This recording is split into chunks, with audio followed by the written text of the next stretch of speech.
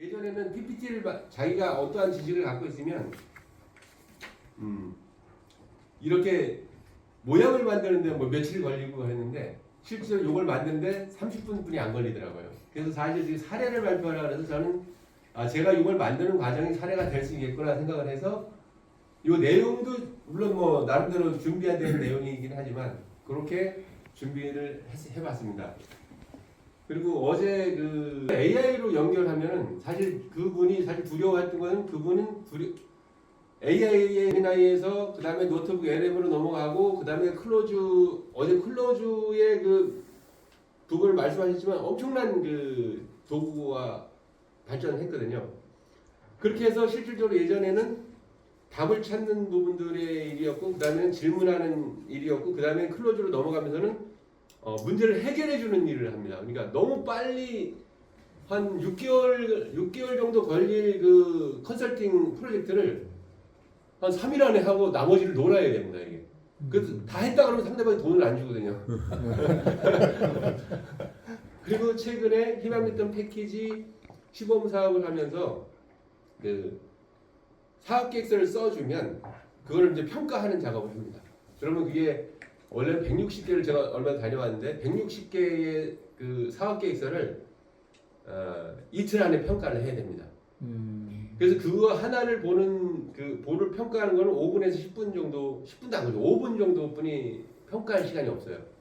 네, 실질적으로 그거를 제가 160개의 그 사업 계획서를 제미나이에 넣습니다.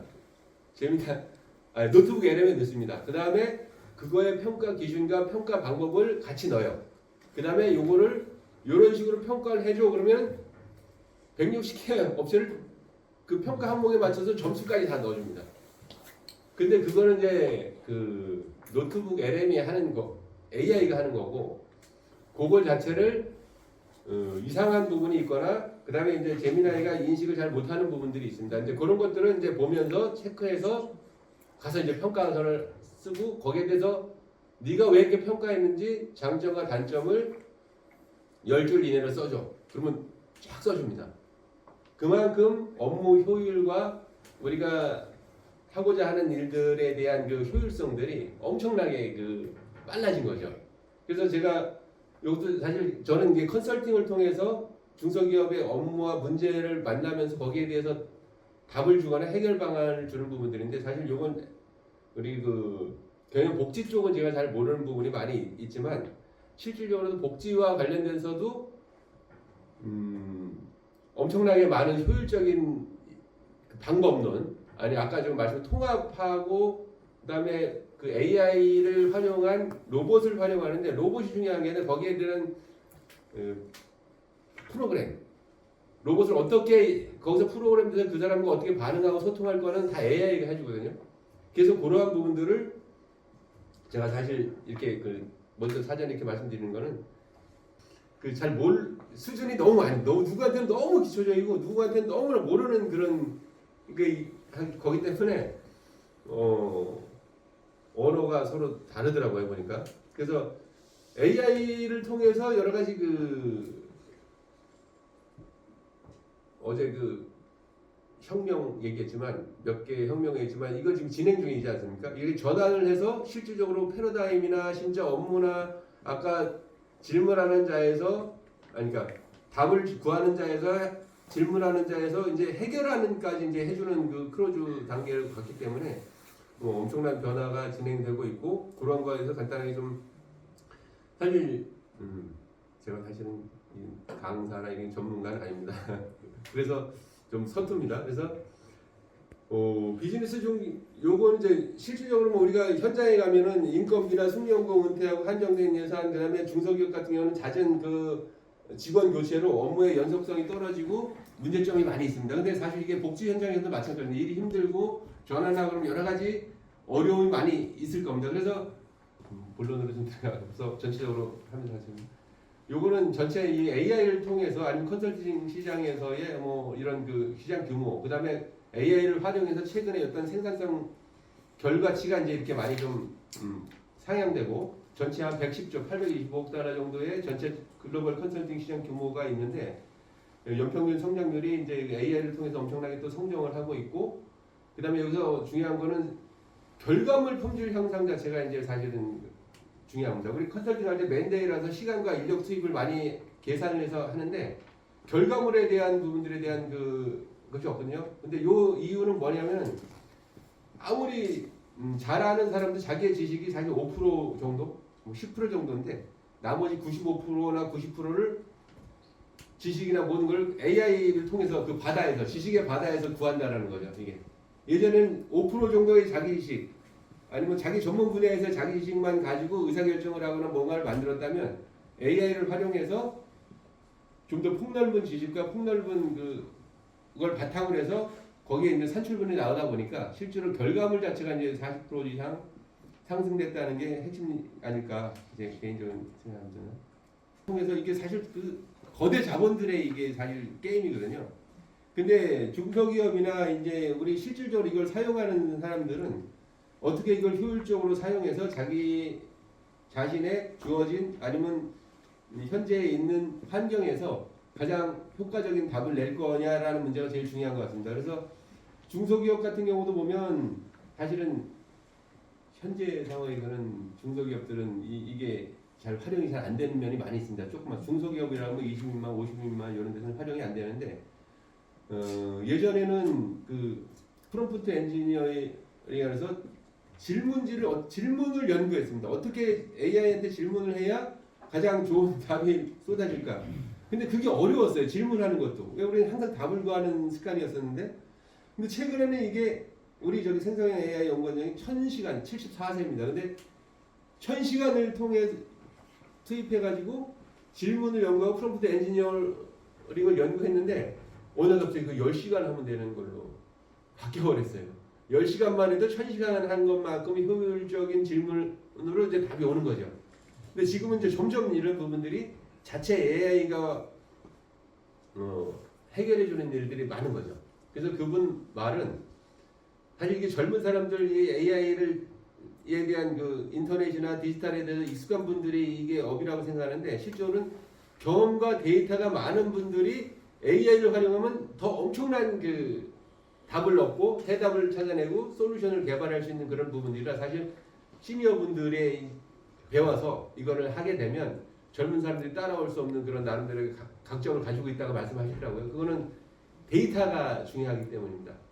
자료, 기본적인 데이터, 자료를 가지고 있기 때문에 그거를 놓고 답을 구하면 바람직한 답과 방향이 나온다는 거죠. 그래서 뭐 요런 내용들은 이제 뭐 데이터 중소기업이든 아니 복지 현장이든 지금 사실 데이터가 없어요. 아까 사람이 그만두면 그분의 했던 모든 게 다 날아가는 거고 없어지는 거거든요. 근데 요런 부분들을 제가 아까 구글 앱시트를 통해서 데이터화하는 작업들, 그 다음에 기존에 흩어져 있던 PDF나 매뉴얼의 엑셀 단가표나 규정집이라든지 아니면 이런 것들에 대한 자료를 데이터화하는 작업들이 필요한데 그걸 그 데이터 전처리라고 하거든요.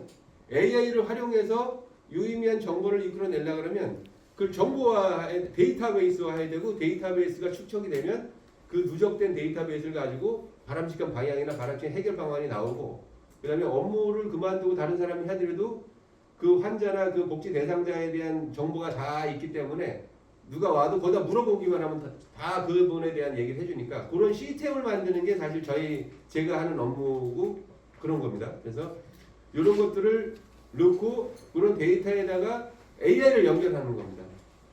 AI를 연결해서 그 데이터 자체를 분석하고 그 데이터를 통해서 앞으로 어떻게 될지 어떻게 바람직한 방향이 나올지를 연결해서 결국 검색해서 그거 갖고 생성하고 그다음에 그거를 증강해서 더 나은 강화시키는 어떤 그 정보를 유의미한 정보를 산출해서 실행 가능한 결과나 계획을 만들어내는 그런 과정이 이제 저희가 이제 컨설팅 중소기업 컨설팅 하는 그런 의미로 받아들입니다. 그러면 사실 로우 데이터의 처리가 사실 너무 힘들었어요. 왜냐하면 기존에는 다 엑셀로 돼 있었는데 엑셀 자체를 인식을 못했었거든요. 근데 강의 중에 엊그저께 강의 중에 3일 전에 클로즈에서 그거를 전환할 수 있는 방법이 엑셀을 들어왔어요. 엑셀이 그 AI에. 그러니까 기존에 잘못되게 만든 데이터베이스화 되지 않는 그런 엑셀 자료를 데이터베이스와 한눈에 데이터, 아까 제가 말씀드린 6개월 해야 될 거를 3일 만에 하고 나머지를 놀아야 되는, 말하면 돈 안 주니까 그런 현상이 지금 와 있는 겁니다. 그걸 하려면 6개월 동안 사실 그 데이터 전처리를 해야 그 다음에 AI를 연결하는 작업이 되는데, 그것도 사실 거대 자본들이 자기들 돈 벌어 먹으려고 하니까 실질적으로는 그 엑셀 오피스 365 이걸 또 써야 돼요. 다른 일반 엑셀 기능을 하게 돼, 엑셀이나 이걸 하게 되면 안 되고, 그걸 같이 유료를 써줘야 이것도 유료를 해서 연결이 되더라고요. 그렇게 이제 엄청나게 빨리 변하고 있다. 기존의 데이터 그 숙련된 그분의 어떤 여러 가지 데이터 작업 일보 이런 것들을 데이터베이스화해서 누가 하더라도 그것들이 남아서 누적된 자료로 쓰일 수 있도록 이렇게 만들 수 있는 부분들이 아까 그런 데이터 전처리, 그 다음에 그걸 가지고 해서 의사결정권자가 합리적인 의사결정, 유용한 의사결정을 할 수 있도록 만드는 게 이제 사실 그래서 뭐 이렇게 활용하면 다양한 그 비용들이 절감된다는 얘기고요. 그래서 제가 이제 가만히 이렇게 하면서 생각을 해보면 이런 복지 쪽에서도 사실은 어떻게 보면 더 쉬울 수 있다. 이런 데이터를 환자에 대한 데이터나 아니면 뭐 그런 그 여러 가지 그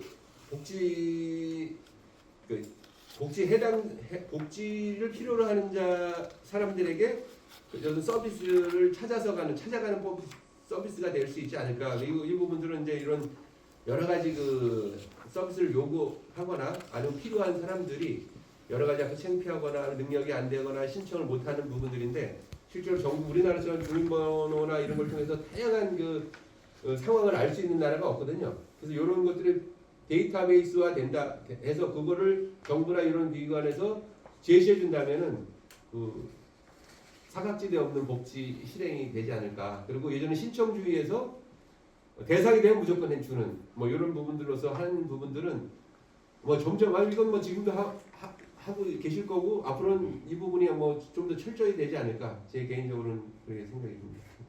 전기세를 못 내거나 이렇게 되면 기본적으로 대상이 되고 그런 걸 찾아서 복지시설에 연결하는 그런 시스템이 되면, 그리고 자신있게 얘기를 못하지만 그 대화 중에서 그분의 말이나 행동이나 이런 것들을 캐치해서 사전에 조기에 연결해서 사회복지 서비스로 연결할 수 있는 그런 시스템들이, 근데 이거는 예전에 일일이 다 방문하거나 확인해야 되는데 이거는 얼마든지 그 효율적으로 적은 비용으로 효율을 극대화하는 그런 시스템이 될 수 있지 않을까.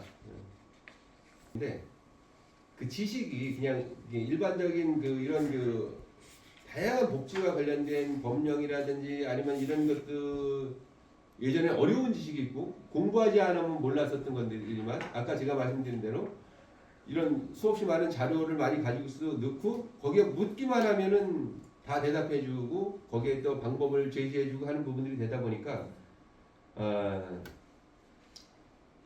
몰라서 못하거나 아니면 뭐 이런 정보에 노출되는 부분들이 누구만의 지식이 아니라 아까 5%의 지식들이 10개만 모이면 50%고 또 다양한 그런 그 시스템들이 있거든요. 그래서 앞으로는 그 온프레미스 그 폐쇄형 그 AI도 많이 나오거든요. 그런 활용을 해서 최근에 그 소이넷이라고 언어 번역을 해주거나 다중어 통역을 하는 데인데, 실질적으로 우리가 쓰고 있는 그런 통역기나 이것들은 다 연결되어 있기 때문에 다 기업의 비밀이 다 노출되니까 온프레미스 회사 자체의 서버를 구축해서 거기서 이제 자동으로 통역해주는 그런 것들이 지금 시장에 나와서 활용되고 있거든요. 그러니까 아마 이 복지나 이쪽은 사실 그런 무조건 AI 노출되는 부분이 되면 개인정보나 사생활정보나 여러 가지 노출되니까 그런 시스템을 국가에서 아마 투자를 해서 갖춰서 해야 되지 않을까. 액터 네트워크 이론이라는 이런 걸 통해서 이렇게 보면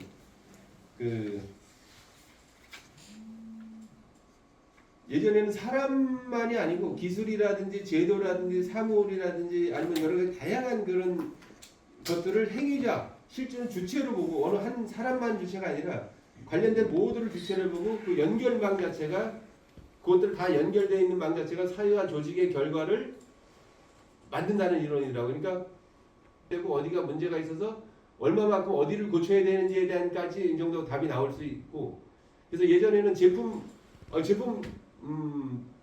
제품력이 문제다 아니면 광고가 잘못됐다 뭐 이렇게 했는데 사실 그 광고를 하는 과정이나 제품을 만드는 과정을 전체적으로 쭉 훑어보면은 그것만이 문제가 아니라 거기 여러 가지 문제들이 겹쳐서 조금이 합쳐서 결과물을 만들어내는 거지 어느 하나만 잘못된 게 아니더라. 그렇게 파악하고 분석해서 그 내용이나 데이터가 없으면 그렇게 분석이 안 되거든요. 근데 그런 데이터 자체가 누적이 되니까 앞으로는 그런 면들이 쉽게 해결되고 쉽게 문제점을 개선할 수 있는 그런 결과물을 만드는 것 같아요. 그래서 예를 들면 뭐 어제 뭐 지구를 망하게 하는 거는 핵무기보다 이게 빠를 수도 있다라고 하지만 어차피 개발이 되고 방향이 맞으니까 어제 크로즈라는 그 AI 프로그램을 통해서 우리가 그 해킹이라든지 이런 문제를 막 잠깐 막 하셨지만 항상 뭐 창과 방패는 끊임없이 싸우는 과정이었고 그걸 이용하는 인간의 합리적인 현명한 의사결정 자체가 이제 중요한 문제가 될 것 같은데 그래서 그 뒤에 이제 윤리 문제라든지 뭐 이런 데이터 주권 문제는 여러 가지 이제 문제들이 나오는데 뭐 해결이 해야 되겠죠. 그다음에 뭐 이거 그래서 뭐 결국 지속 가능한 리스크 및 윤리 거버넌스라는 문제가 나오고 디지털 시대에 뭐 예를 들어서 AI 플랫폼 뭐 알고리즘 데이터 자동화 시스템 이런 것들이 이제 사실 핵심 키워드지 않습니까? 그 자동화 시스템인데 자동화 했는데 그 지난번에 어제 그 말씀하신 법 중에서 공격을 했더니 가장 안 그러면 너 죽어 그랬더니 가장 자기가 안 죽을 방법은 본진을 공격하는 거다라고 하잖아요. 가장 합리적이죠. 자기를 죽일 수 있는 사람을 없애는 게 가장 합리적인 의사결정일 수도 있는데 그렇게 자동화되는 부분들에 대해서 여러 가지 그 잘못된 그 명령이나 잘못된 상황이 있으면 문제가 되니까 그다음에 아까 여러 가지 그 복지와 관련돼서 개인정보나 이런 문제가 되니까 그런 그 AI 잠깐 다 노출되지 않습니까? 그 누가 하나 실수를 해서 온프레미스로 폐쇄되어 있는 건데 누가 오픈하거나 아니면 거기를 가져갔다가 다른 데 올리게 되면 자기 자신의 잠깐의 그 결과를 위해서 올리고 자기 혼자 답을 찾을 수 있거든요. 그러면 이제 그렇게 되면 이제 문제가 심각한 문제니까 그런 부분들에 대한 법률이나 제도가 이제 뒤따라가는 부분들이 필요하지 않을까. 그리고 제가 생각하는 건데 이 알고리즘 공정성인데 여러 가지 이제 제가 이제 제 개인적으로 생각해 본다. 어르신들이 보면 항상 알고리즘 따라서 계속 들어가는 거니까 그 좋은 알고리즘을 그러니까 좋은 프로그램이나 좋은 쪽으로 안내해 주는 게 제일 좋은 복지일 수도 있겠다는 생각이 들더라고요. 당신이 관심 있는 것보다 진짜 바람직한 방향으로 한 번만 길을 잘만 들여주면 계속 그쪽으로 갈 건데 한 번 잘못된 걸 보게 되면 계속 알고리즘 그쪽으로 오는 거니까 차라리 그거를 좀 긍정적으로 해서 제도적으로 그러니까 그분에 맞는 알고리즘을 찾아주면 계속 거기에 빠져서 그걸 보면서 긍정적인 효과를 배가시키지 않을까. 그래서 별다른 계획이 없이도 알고리즘만 제대로 한번 잡아줘도 이분의 상고나 생각이나 긍정적인 마인드를 저절로 이렇게 진짜 이런 생각을 해봤습니다. 그래서 힘은 벌써 그래서 사실 뭐 제가 전망을 할 수는 없지만 그 AI가 주는 다양한 변화와 엄청난 그 변화 자체가 전 너무 그게 지금 54회를 참여했는데 제가 그걸 따라갈 수가 없습니다. 사실은 현업을 하면서 그 AI와 관련된 일들에 대해서 변화하는데 제가 뭐 오파에 그러면 무슨 보석이냐 그러고 엠파렌 그러면 그것도 무슨 수학 공식이냐라고 그러거든요. 근데 이게 다 AI 프로그램들이고 그때마다 효율적인 방법들이 나오고 또 AI가 나오는데 전문화되는 거죠. 근데 점점 근데 그걸 하다 보면 또 나오고 그러니까 따라갈 수는 없지만 그 흐름을 놓치면 너무나 뒤처지더라고요. 이렇게 하는 게. 그래서 3만 원씩 내고 계속 54회를 참여를 하는데 제가 잘 모릅니다. 그렇지만 이 흐름을 따라가다 보면 아까 말씀드렸지만 1000시간을 투자했는데 뭐 100시간을 투자하고 10시간을 투자하고 그 다음에 1시간을 투자하는 그 흐름을 모르면 1시간 투자할 수 있는 타임을 또 놓쳐버리는 거가 되더라고요. 그래서 저는 그냥 꾸준하게 그냥 참여해서 AI와 관련된 정보도 듣고 필요하면 이렇게 그 활용도 하고 뭐 이런 쪽으로 좀 가고 있습니다. 그래서 뭐 이렇게 나오는 거죠. 그 다음에 클로즈는 뭐야? 뭐 구름이야? 이렇게 나오는 거니까 그 격차 해소 이 부분도 굉장히 중요하고 노트북 LM이나 제미나이나 뭐 크로즈나 이런 부분들도 점점 유료화하고 있다 보니까 좋은 줄 아는데 일반적으로 그거를 그 돈을 내고 계속 사용하지 못하거든요. 그래서 무료는 살짝 한정적으로 사용하게 하고 그래서 노트북 LM은 사람과 그 AI와 이 연결되는 이런 문제들이 사실은 잘 조화를 해서 활용을 하는 게 제일 활용할 수 있는 방안을 마련한다면 뭐 우리 생활 곳곳 업무 곳곳에서 진짜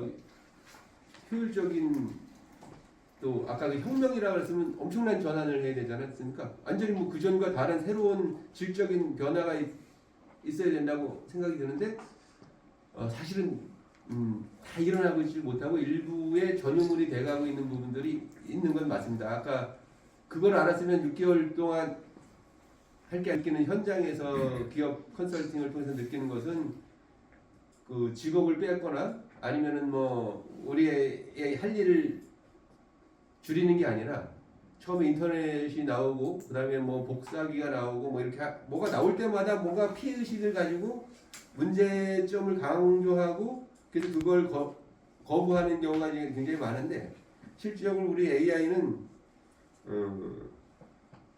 더 큰 변화와 더 큰 만족과 더 큰 성장을 줄 수 있는 그런 제 개인적으로는 유용한 도구다 현재 입장에서는요. 다만 이제 거대 그 자본들이 그거를 어떻게 활용하느냐, 어떻게 투자하느냐, 또 그런 정치적 집단들이 그걸 어떤 정책과 어떤 제도로서 그걸 자리매김하느냐가 굉장히 중요한 문제이긴 하지만 그건 제가 할 일은 아닌 것 같고 다만 AI를 통해서 제 주변의 기업들과 제 주변의 문제점들을 해결하고 그들과 같이 소통하면서 하는 데 있어서는 엄청난 훌륭한 도구로서 좀 사용되고 있다는 걸 말씀드리면